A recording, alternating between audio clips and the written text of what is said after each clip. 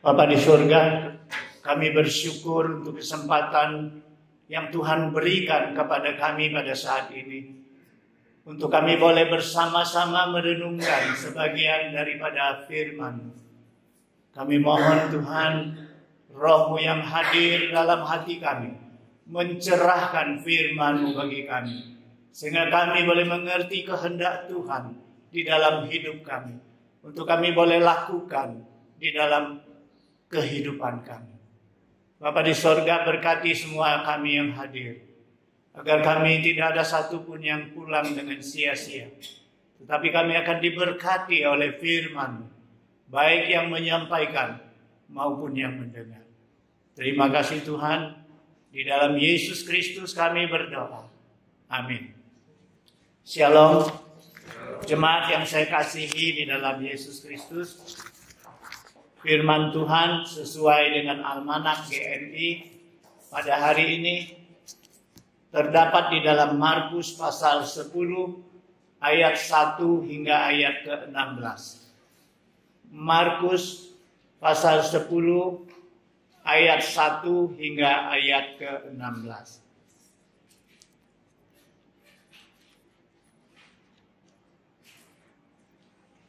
Bila sudah mendapatkannya, Markus pasal 10 ayat 1 hingga ayat 16 kita baca dengan cara bersaut-sautan.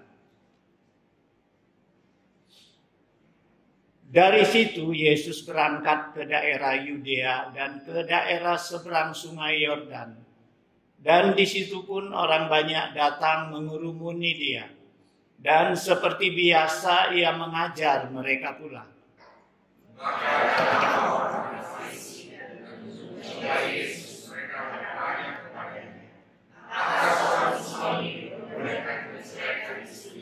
Tetapi jawabnya kepada mereka, apa perintah Musa kepada kamu?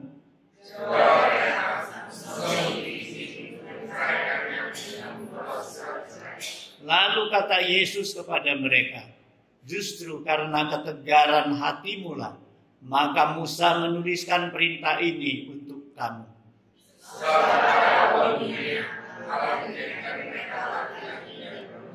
Sebab itu laki-laki akan meninggalkan ayahnya dan ibunya dan bersatu dengan istrinya. Sehingga keduanya itu yang satu dan karena itu apa yang telah dipersatukan Allah tidak boleh diceraikan manusia.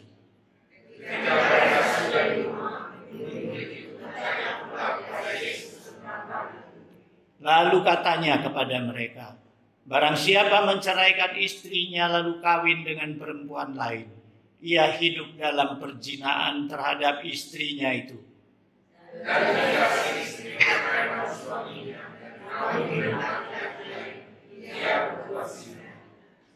Lalu orang membawa anak-anak kecil kepada Yesus supaya ia menjamah mereka.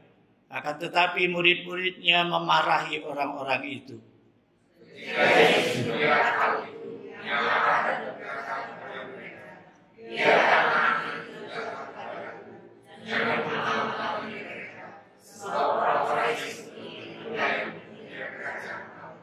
Aku berkata kepadamu, sesungguhnya barang siapa tidak menyambut kerajaan Allah seperti seorang anak kecil, ia tidak akan masuk ke dalamnya. Dan sambil meletakkan tangannya atas mereka, ia memberkati mereka. Jemaat yang saya kasihi di dalam Yesus Kristus, di dalam Almanak Gereja, firman Tuhan hari ini mencakup 2 perikop. Perikop pertama berjudul perceraian, kedua Yesus memberkati anak-anak. Nah saudara sekalian, bila kita baca isi perikop tentang perceraian, maka kita akan temukan di dalamnya juga berbicara tentang pernikahan. Karena bagaimana ada perceraian kalau tidak ada pernikahan? Jadi saudara sekalian, bila topik perceraian ini diangkat, maka topik ini akan menjadi pelik dan selalu akan menimbulkan perdebatan yang panjang. pro kontra tentang perceraian ini akan timbul, masing-masing dengan alasan yang kuat. Nah, saudara sekalian, itu juga kenapa sekelompok orang-orang Farisi yang datang kepada Yesus, mereka mengajukan pertanyaan yang pelik ini kepada Yesus. Karena mereka tahu dan mereka mau mencobai Yesus pada saat itu. Mereka mau lihat bagaimana jawaban Yesus. Apakah jawaban Yesus sesuai dengan jawaban Musa yang mereka agung-agungkan. Kita tahu bahwa orang-orang Yahudi, kitab yang mereka pegang adalah 5 kitab di awal Alkitab. Kejadian, Keluaran, Imamat, Bilangan, dan Ulangan. Nah, kelima kitab ini adalah tulisan Musa, saudara sekalian. Orang-orang Yahudi rata-rata mereka fasih dengan kitab Taurat ini. Jadi mereka tahu sebenarnya apa masalah tentang perceraian. Nah, mereka datang kepada Yesus, mereka kemudian mengajukan pertanyaan. Saudara sekalian, apakah seorang suami boleh menceraikan istrinya? Saudara sekalian, kenapa mereka mengajukan pertanyaan ini? Karena sebelum ini Yesus pernah mengkhotbahkan di khotbahnya di bukit. Yesus pernah menyinggung tentang perceraian, dan keterangan Yesus berikan, ajaran yang Yesus berikan ketika dia khotbah di bukit itu belum memuaskan hati mereka, membuat mereka masih penasaran. Oleh sebab itu mereka berulang bertanya lagi. Saudara sekalian, apa yang Yesus khotbahkan di bukit? Kita lihat di dalam Matius pasal 5 ayat 31 dan 32. Telah difirmankan juga, kata Yesus, siapa yang menceraikan istrinya harus memberi surat cerai kepadanya. Nah, saudara sekalian, di sini Yesus mengutip ketentuan yang ditulis oleh Musa di kitab Ulangan itu. Nah, saudara sekalian, kemudian Yesus sambung lagi. Yesus sambung, tetapi aku berkata kepadamu, setiap orang yang menceraikan istrinya kecuali karena zina, ia menjadikan istrinya berzina. Dan siapa yang kawin dengan perempuan yang diceraikan, ia berbuat zina. Nah, saudara sekalian, di dalam jawaban Yesus ini kita temukan dua versi. Versi pertama, Yesus seolah-olah menyetujui ketentuan Musa bahwa seorang suami boleh menceraikan istrinya asal diberi surat cerai secara resmi. Tetapi di bagian kedua, Yesus seolah mengatakan apa? Jangan sembarang mengadakan perceraian. Karena kalau itu diadakan, apalagi untuk kawin lagi dengan pasangan yang lain, maka suami istri itu akan jatuh di dalam perzinahan. Nah, saudara sekalian, bagaimana jawaban Yesus? Mereka berpatokan di dalam kitab Ulangan pasal 24 ayat 1. Mari kita lihat apa yang ditulis oleh Musa tentang perceraian. Ulangan pasal 24 ayat 1. Apabila seseorang mengambil seorang perempuan dan menjadi suaminya, dan jika kemudian ia tidak menyukai lagi perempuan itu, sebab didapatinya yang tidak senonoh padanya, lalu ia menulis surat cerai dan menyerahkannya ke tangan perempuan itu, sesudah itu menyuruh dia pergi dari rumahnya. Saudara sekalian, begitu mudahnya proses cerai itu diadakan. Ketentuan Musa ini seolah-olah memberikan kelonggaran bagi kaum lelaki semaunya mengambil keputusan untuk menceraikan istrinya. Saudara sekalian, padahal pernikahan itu begitu suci di pandangan orang Yahudi. Karena seorang laki-laki kalau mau mengawini seorang gadis, Prosesnya banyak, persyaratannya banyak. Mereka harus melakukan ini, melakukan ini, melakukan ini. Tidak mudah untuk kawin mengawin. Tetapi kalau kita lihat begitu mudahnya ketentuan Musa tentang perceraian. Apa di situ dikatakan? Seseorang mengambil perempuan kalau dia sudah tidak menyukai lagi perempuan itu. Yang dia dapati ada yang tidak senonoh. Boleh dia buat surat cerai, suruh diusir dari rumahnya. Nah, saudara sekalian, memang perempuan pada masa Yesus itu tidak punya kedudukan, ya, tidak punya kedudukan. Perempuan itu, istri itu sebagai sebuah benda bagi suaminya. Kalau suaminya udah tidak suka benda ini, dia boleh buang itu, dia ganti benda yang lain. Nah, saudara sekalian, inilah situasi pada saat itu yang terjadi. Nah, kemudian tidak menyukai lagi perempuan itu, yang didapatinya yang tidak senonoh padanya. Tidak senonoh itu dijabarkan bagaimana? Apa yang disebut tidak senonoh? Nah, saudara sekalian, ada dua rabi yang sangat terkenal, yang sangat dihormati bagi orang Israel. Satu yang bernama Rabi, namanya Samai. Satu bernama Hillel. Nah, menurut Samai, dia jabarkan yang tidak senonoh ini adalah bila seorang istri melakukan hubungan seks dengan laki-laki yang lain bukan suaminya, maka dia boleh diceraikan, dibuat surat cerai, diusir. Tapi Hillel lain, Hillel lebih luas lagi. Hillel mengatakan apa? Kalau suami itu sudah tidak suka dengan istrinya karena mungkin kelakuannya kurang sopan di depan orang lain, dia boleh buat surat cerai, usir. Atau istrinya berkata-kata kasar kepada dirinya, dia boleh usir. Atau istrinya berlaku kurang hormat kepada mertuanya, kepada orang tua sang laki-laki ini, dia boleh usir. Wah, bahkan ada yang mengatakan kalau dia sudah tidak suka lagi dengan istrinya, dia suka dengan perempuan lain, dia boleh buat surat cerai, mengusir istrinya. Nah, saudara sekalian, pendapat yang mana yang diterima? Sudah pasti pendapat Hillel. Karena inilah sifat manusia yang berdosa. Karena rata-rata orang yang bercerai, dia punya keinginan menikah lagi dengan pasangan yang lain. Nah, saudara sekalian, ketika Yesus ditanya seperti ini, Yesus tidak terjebak oleh pencobaan mereka. Yesus tahu isi hati mereka.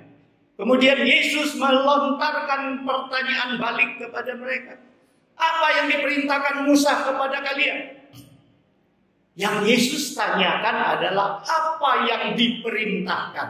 Tapi kita lihat apa yang dijawab oleh orang-orang Farisi ini. Musa memberikan izin. Yang dijawab bukan perintah Musa, tetapi Musa memberikan toleransi, izin. Izin bukan perintah. Saudara sekalian, mereka mengelak dari pertanyaan Yesus. Sebenarnya Yesus mau membawa mereka kepada peraturan pernikahan, perintah Tuhan. Bukankah 5 kitab itu ditulis oleh Musa dari Kejadian sampai ke Ulangan? Tetapi mereka tahu itu, mereka tidak jawab itu. Mereka jawab, Musa mengizinkan perceraian asal dibuat surat cerai.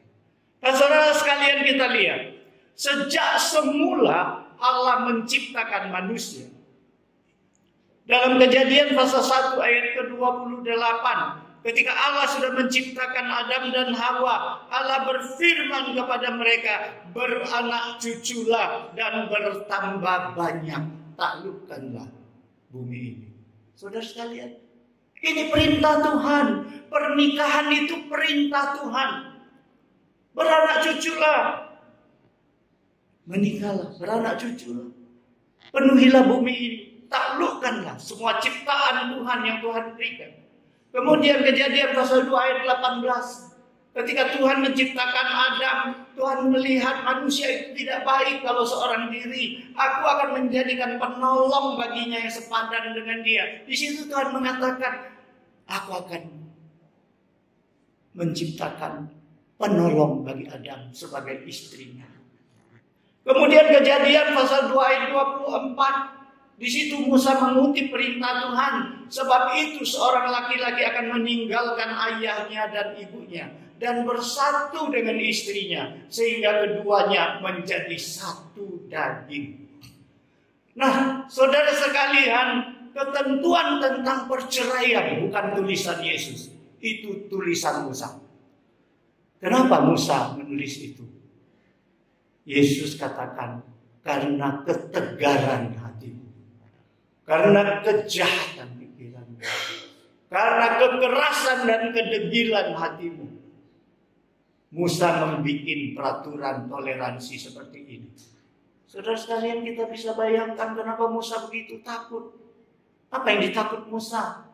Saudara sekalian, Musa berpikir mungkin pada saat itu dia pikir begini. Kalau sudah seorang suami tidak suka dengan istrinya, sudah punya niat menceraikan istrinya, kalau tidak diberikan undang-undang, tidak diberikan peraturan, bisa istrinya itu disiksanya sampai mati, dia lenyapkan istrinya di rumahnya. Saudara sekalian, Musa tidak mau terjadi seperti itu. Oleh sebab itu Musa bikin peraturan, toleransi, izinkan asal resmi buat surat cerai.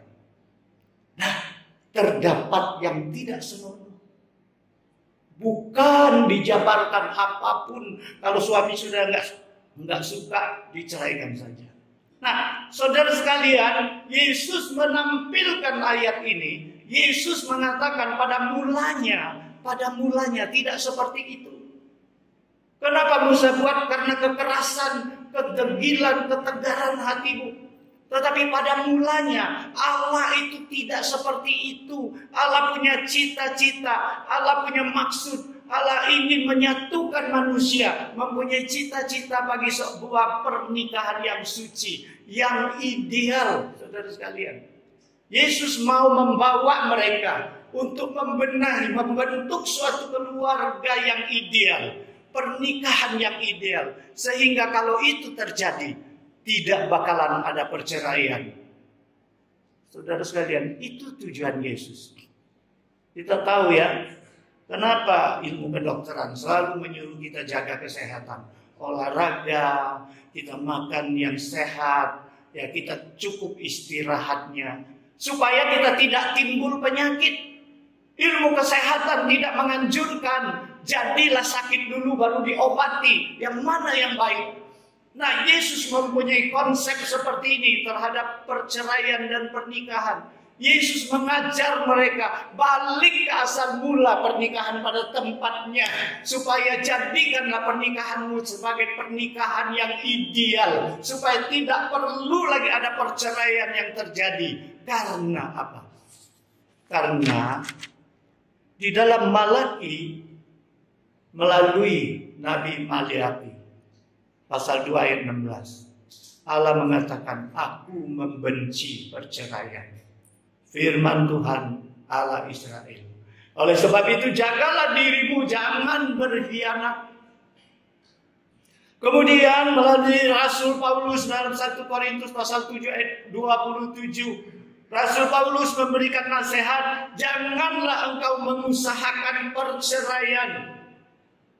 Kemudian di dalam Ibrani pasal 13 ayat 4, hendaklah kamu semua penuh hormat terhadap perkawinan. Saudara sekalian, inilah kerinduan Allah. Allah ingin pernikahan itu langgeng. Allah ingin pernikahan kita itu bahagia. Sebab itu Allah telah menentukan prinsip dan peraturan tentang pernikahan. Tadi kita sudah membaca, sejak awal Allah menciptakan manusia. Mari kita lihat bagaimana kita menciptakan keluarga yang ideal. Prinsip apa yang ditentukan oleh Allah? Yang pertama, seorang laki-laki akan tinggalkan orang tuanya, ayah ibunya, bersatu dengan istrinya.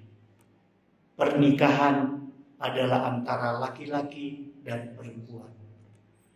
Pernikahan bukan antara perempuan dan perempuan, bukan antara laki-laki dengan laki-laki. Ini yang sudah diizinkan di negara-negara Eropa. mereka sudah legalkan pernikahan antara sesama jenis. Itu sesat, tidak sesuai dengan firman Tuhan. Itu ulah manusia yang berdosa. Ada mulanya Allah tentukan pernikahan harus terjadi antara suami dan istri. Dan pernikahan itu antara satu suami dan satu istri. Karena keduanya akan menjadi satu. Bukan ketiganya, bukan keempatnya, bukan kelimanya. Ketentuan Allah. Saudara sekalian, kita mau pernikahan kita ideal. Peraturan pertama Allah sudah tetapkan itu. Kemudian seorang laki-laki akan tinggalkan ayah dan ibunya. Di sini Tuhan tidak berarti menyuruh orang kalau sudah menikah putus hubungan dengan orang tuanya. Jangan diurusin lagi orang tuanya, jangan ada hubungan lagi. Tidak. Di sini sebenarnya Allah mengatakan orang-orang yang sudah mendirikan keluarganya harus mulai melepaskan diri daripada ketergantungan kepada orang tua, ketergantungan kepada orang-orang lain. Jangan sedikit-sedikit ngadu orang tua, sedikit-sedikit ngadu dengan orang tua. Jangan juga orang tua sedikit-sedikit campur tangan di dalam keluarga anak-anaknya. Kita melihat banyak contoh karena campur tangan orang tua bukan memperbaiki situasi, justru memperburuk, menghancurkan hubungan suami istri itu. Nah, saudara sekalian, ini perhatian. Bila seorang yang sudah mampu menikah, dia harus belajar bagaimana mandiri, bagaimana mengurus keluarganya sendiri. Inilah peraturan yang Tuhan tentukan. Yang ketiga, pernikahan adalah sebuah persatuan.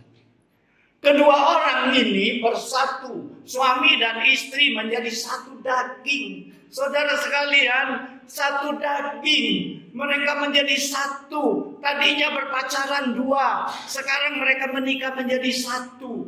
Menjadi satu bukan hubungan fisik saja, tetapi di dalam segala sesuatu mereka harus satu. Mereka harus satu tujuan. Mereka ada satu cita-cita. Mereka satu pengharapan. Mereka satu perasaan. Kalau suka duka harus bertanggung bersama. Mereka harus saling sharing mengatasi segala masalah. Mereka harus saling menolong. Mereka tidak boleh saling menuntut. Mereka tidak boleh saling menyalahkan. Nanti anak-anak rewel. Yang disalahkan istri, gak bisa urus anak. Nanti kalau dapurnya berantakan, yang disalahkan istri.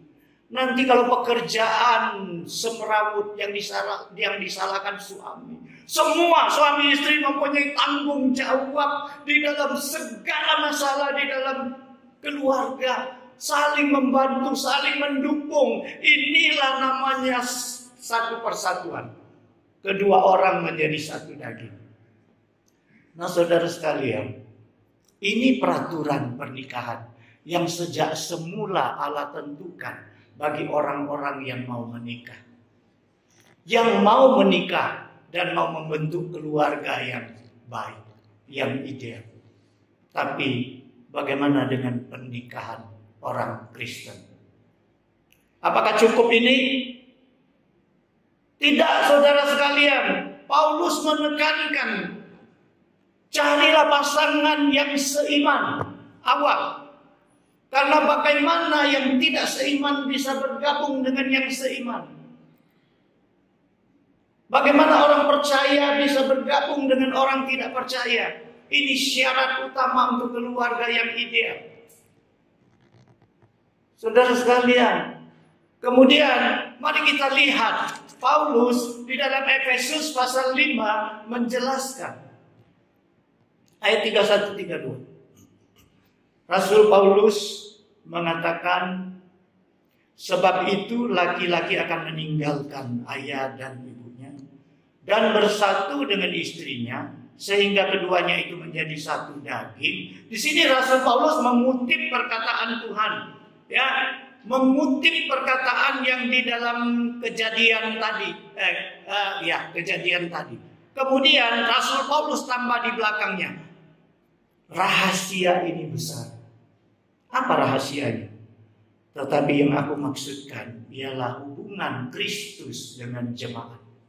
Saudara sekalian, Paulus mau membawa pernikahan orang Kristen kepada hubungan Allah, hubungan Yesus, hubungan Kristus dengan jemaat. Saudara sekalian, Paulus mau menyatakan pernikahanmu adalah gambaran kebenaran Tuhan. Gambaran kebenaran hubungan Kristus dan jemaat. Oleh sebab itu Paulus mengatakan, hai suami, kasihilah istrimu seperti Tuhan Kristus mengasihi jemaatnya. Dan Paulus mengatakan kepada kaum istri, hormatilah, tunduklah kepada suamimu seperti jemaat tunduk kepada Kristus. Saudara sekalian, inilah yang harus ditampilkan oleh keluarga Kristen. Inilah harus ditampilkan di dalam pernikahan suatu keluarga Kristen. Karena pernikahan kita sebagai gambaran, sebagai ilustrasi kebenaran firman Tuhan, yaitu hubungan Kristus dan jemaat. Saudara sekalian, bagaimana Kristus mengasihi jemaatnya? Hendaklah suami mengasihi istrinya. Bagaimana jemaat mematuhi, mengasihi Kristus, demikianlah istri harus dilakukan. Jadi apa jadinya kalau seorang suami tidak mengasihi istrinya?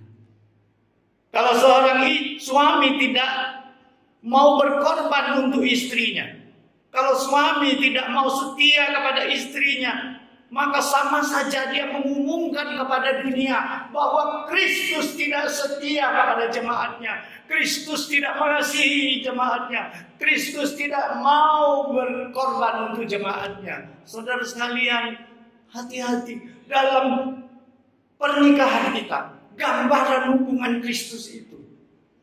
Kalau sang istri tidak lagi hormat kepada suaminya, kalau sang istri tidak mau lagi bersandar kepada suaminya, dia seolah mengumumkan kepada dunia bahwa Kristus tidak patut dikasihi.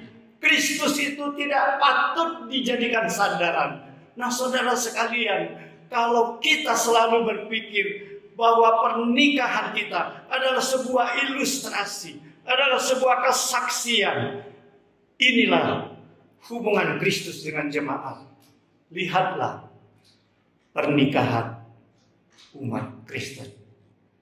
Tapi saudara sekalian, kenyataannya seringkali berbeda. Seringkali hubungan suami istri, seringkali hubungan pernikahan kita bukan menggambarkan hubungan Kristus dan jemaat. Justru gambaran yang acak-acakan, justru gambaran yang mencemarkan nama Tuhan. Saudara sekalian, inilah kenapa bisa timbul perceraian. Saudara sekalian, Yesus akhirnya memberikan suatu kesimpulan. Yesus mengatakan apa yang sudah dipersatukan Allah tidak boleh diceraikan manusia. Yesus mau membandingkan, kalau Allah sudah satukan, manusia tidak berhak menceraikan. Inilah konsep yang mau Yesus tekankan kepada manusia pada saat itu. Bahwa hormatilah pernikahan. Pernikahan itu adalah ketentuan Tuhan. Tapi perceraian itu adalah ulah manusia. Jadi saudara sekalian, buatlah pernikahan kita suatu contoh. Contoh apa? Bahwa pernikahan itu adalah suatu berita sukacita yang kita tampilkan kepada dunia. Keluarga kita menampilkan suatu kesaksian bahwa tadinya dua orang yang berbeda segala-galanya, tetapi di dalam Kristus kita bisa bersatu. Kita bisa menampilkan keindahan, kebahagiaan, dan kerukunan. Tetapi perceraian tidak seperti itu. Apa yang kita tampilkan di dalam sebuah perceraian? Yang kita tampilkan adalah keegoisan diri kita masing-masing, kebenaran kita masing-masing. Yang kita tunjukkan adalah kelemahan pasangan kita, keburukan pasangan kita. Padahal sudah dipersatukan Tuhan. Saudara sekalian, sekarang kita masuk ke dalam perikop. Yesus memberkati anak-anak. Saudara sekalian, ada beberapa pelajaran yang dapat kita petik di dalam perumpamaan ini. Di dalam kejadian ini. Pertanyaan pertama. Mengapa kaum ibu begitu antusias membawa anak-anak mereka kepada Yesus untuk dijamah oleh Yesus? Mungkin selama ini kita tidak pernah berpikir sampai ke situ. Yang kita tahu cuma ada orang tua bawa anaknya mau jumpa dengan Yesus. Tetapi kita tidak pernah bertanya, kenapa? Ada apa? Ada apa begitu Yesus dikerumuni orang banyak? Mereka masih mau berdesak-desakan bawa anak mereka kepada Yesus. Padahal anak-anak mereka belum tahu apa-apa. Saudara sekalian, saya pikir ini kenapa ya? Kalau saya suka membawa anak saya kepada seseorang, berarti saya pasti salut dengan orang itu. Saudara sekalian, pasti ada apa-apa kelebihan daripada orang itu. Saudara sekalian, ada apa orang-orang ibu-ibu mau bawa anaknya? Karena mereka melihat ada keindahan di dalam diri Yesus. Yesus mempunyai sifat, semua sifat yang indah-indah. Yesus mempunyai daya tarik yang sangat indah. Saudara sekalian, inilah menyebabkan kenapa Yesus sampai di mana orang berduyun-duyun datang kepada Yesus, berdesak-desakan. Saudara sekalian, pertanyaan bagi kita sekarang, ada keindahan apa yang kita tampilkan sehingga orang mau dekat dengan kita? Orang mau berteman dengan kita, orang mau bergaul dengan kita. Saudara sekalian, kecuali kita mempunyai sifat seperti Kristus. Coba ya kita bayangkan. Jangankan orang lain, suami istri saja. Kalau yang papanya kejam, suka marah, anak-anak nggak mau dekat. Nggak mau dekat. Tapi antara ibu dan bapak, siapa yang lebih ramah dengan anaknya, lebih perhatian dengan anaknya, anak itu dekat. Saudara sekalian, kenapa orang ibu mau bawa ke Yesus? Karena dia mempunyai sifat-sifat yang indah, suatu keindahan yang dia tampilkan. Hari ini melalui anak-anak ini, kita mau tahu bahwa kita bikinlah sifat kita yang indah, tampilkanlah sifat-sifat yang indah. Apa sifat indah itu? Kasih, kelembutan, wibawa, perhatian, pertolongan. Milikilah sifat-sifat itu agar orang mau dekat dengan kita, suka datang kepada kita, mau bergaul dengan kita. Kalau terjadi orang tidak mau berteman dengan kita, berarti ada masalah pada sifat-sifat kita. Kemudian pertanyaan kedua. Ibu-ibu ini punya kerinduan bawa anaknya kepada Tuhan Yesus. Supaya apa? Dijamah oleh Tuhan Yesus. Saudara sekalian, kita mungkin punya anak, kita punya cucu. Adakah kita punya kerinduan bahwa mereka berjumpa dengan Yesus agar Yesus jamah mereka? Nah, saudara sekalian, ini suatu pertanyaan. Jangan orang tua biarkan anaknya nggak sekolah minggu, dibiarkan. Bertumbuhlah bebas di luar sana. Mau jadi apa, jadi apalah. Saudara sekalian, adakan kerinduan di hatimu. Bawa anak-anakmu kepada Yesus agar dia dijamah oleh Yesus. Dijamah oleh firman Tuhan. Agar Yesus bisa dimilikinya. Menjadi hidupnya penuh dengan Tuhan. Saudara sekalian, ini pelajaran bagi kita. Kemudian kita melihat murid-murid Yesus. Seringkali kita menyalahkan murid-murid Yesus. Masa orang mau dekat dengan Yesus dilarang-larang? Anak-anak lagi.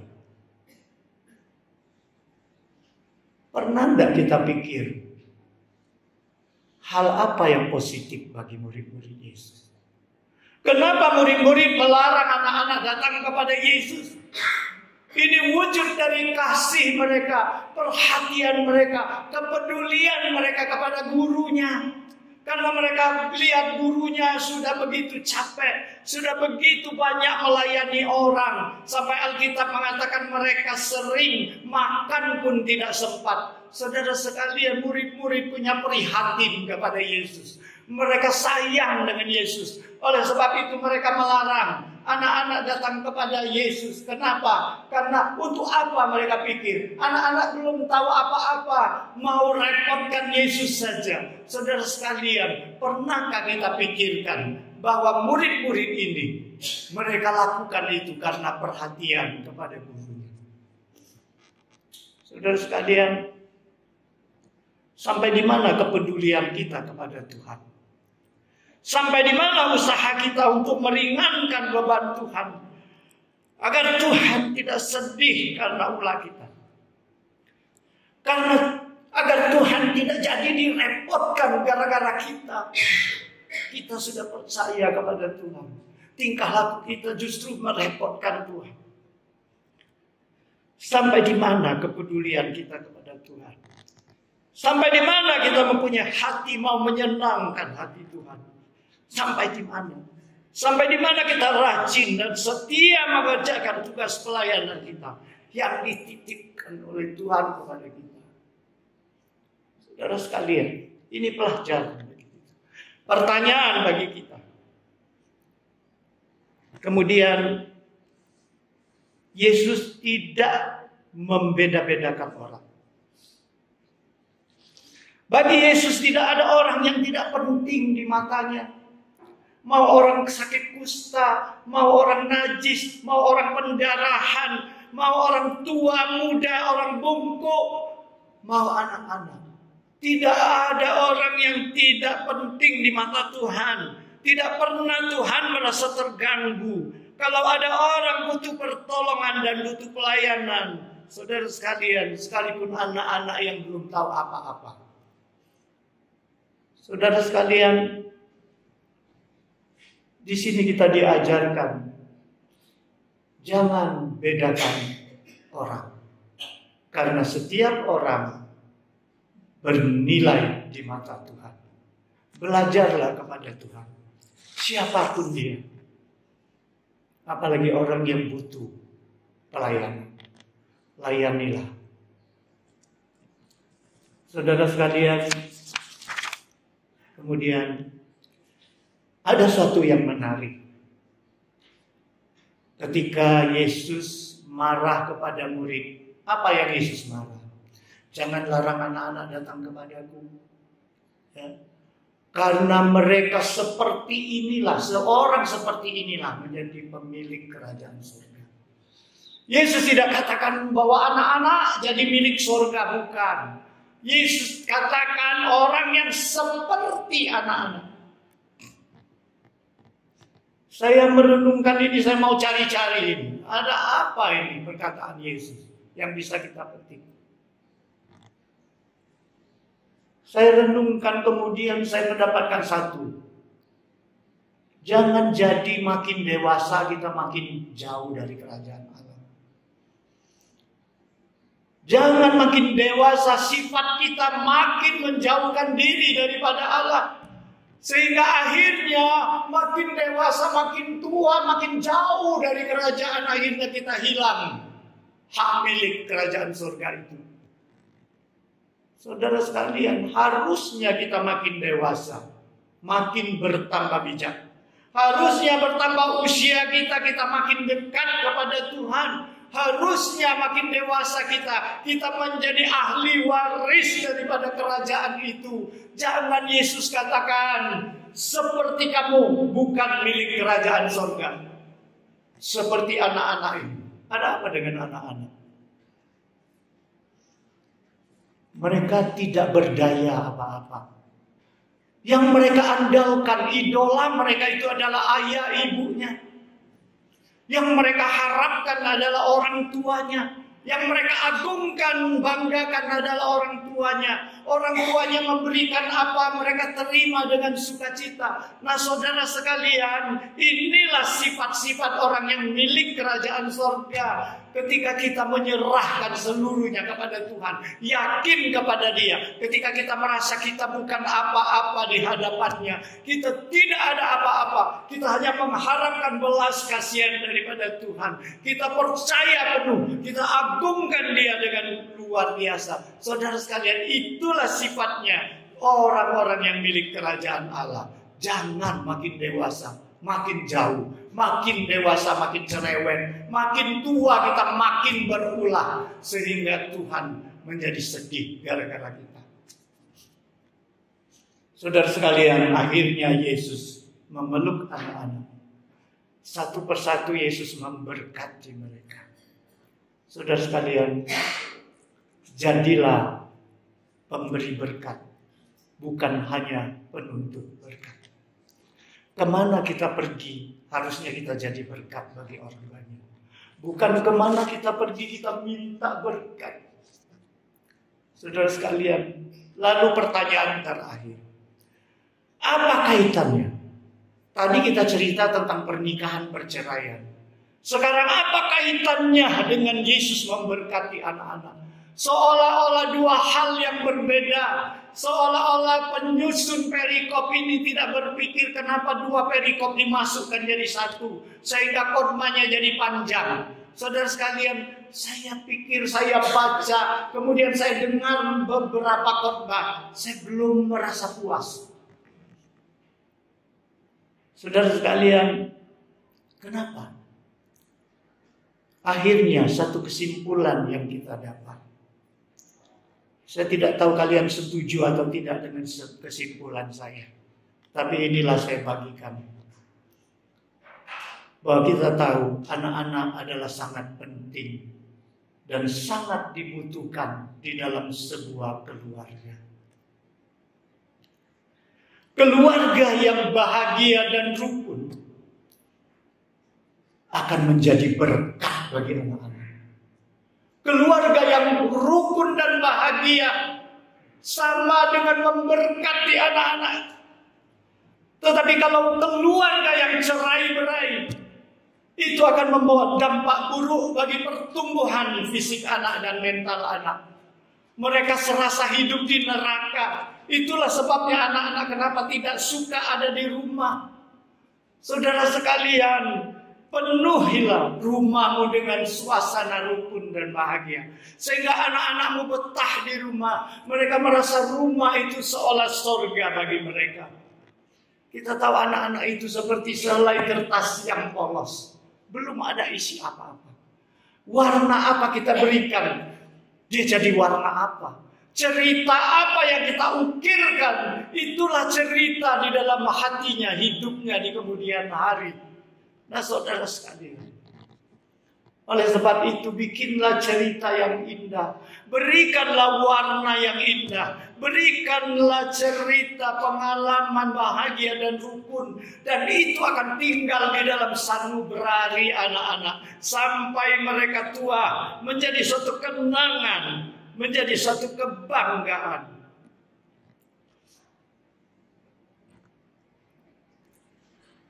Jadi kesimpulannya, kalau Yesus memeluk anak-anak, memberkati mereka. Peluklah anakmu, berkatilah mereka dengan contoh kebahagiaan, kerukunan, kedamaian yang penuh di dalam rumah tanggamu. Bukan dengan cerita perceraian. Saudara sekalian, dalam ilmu kedokteran ada sebuah istilah amputasi. Kita tahu bahwa amputasi itu, kalau ada bagian tubuh yang sudah membahayakan jiwanya, itu harus dipotong, dibuang. Itu amputasi. Saudara sekalian, Yesus pernah mengatakan, kalau tanganmu buat kau masuk neraka, tebas itu. Kalau matamu buat kau masuk neraka, congkel itu. Saudara sekalian, ilmu kedokteran mengenal satu sistem amputasi. Ketika sesuatu keadaan yang membahayakan nyawamu, itu harus dibuang, dipotong. Contohnya, di dalam kecelakaan, apabila tulang tangan atau kaki yang hancur sudah, remuk sudah, nggak bisa lagi disatukan, tangan dan kaki itu harus dipotong. Orang-orang yang diabetes berat, kalau ada luka yang sudah memborok, membusuk, sudah dikorek, masih tidak tumbuh daging yang baru, merambat terus, maka itu harus diamputasi. Saya pikir, kenapa Musa beri ketentuan boleh ceraikan istrinya? Istilah inilah dipakai Musa. Ketika sebuah pernikahan mengancam nyawa salah satu pihak, cerai, bikin surat cerai. Tapi ingat saudara sekalian, amputasi memang bisa menyelamatkan nyawa orang. Tapi amputasi itu meninggalkan cacat seumur hidup. Ingat, ada dampak buruk daripada perceraian itu. Saudara sekalian, 52 tahun saya menjalankan pernikahan saya. Tidak berarti saya sudah baik. Tidak. Saya menyadari banyak kelemahan saya. Banyak hal saya belum bisa membahagiakan istri saya. Banyak perbuatan saya belum bisa memuaskan dia. Kadang-kadang masih ada percekcokan, pertengkaran, konflik. Saya mengakui, saya masih belajar. Saudara sekalian, ketika saya baca perikop ini almanak gereja, saya sebenarnya ragu khotbahkan ini.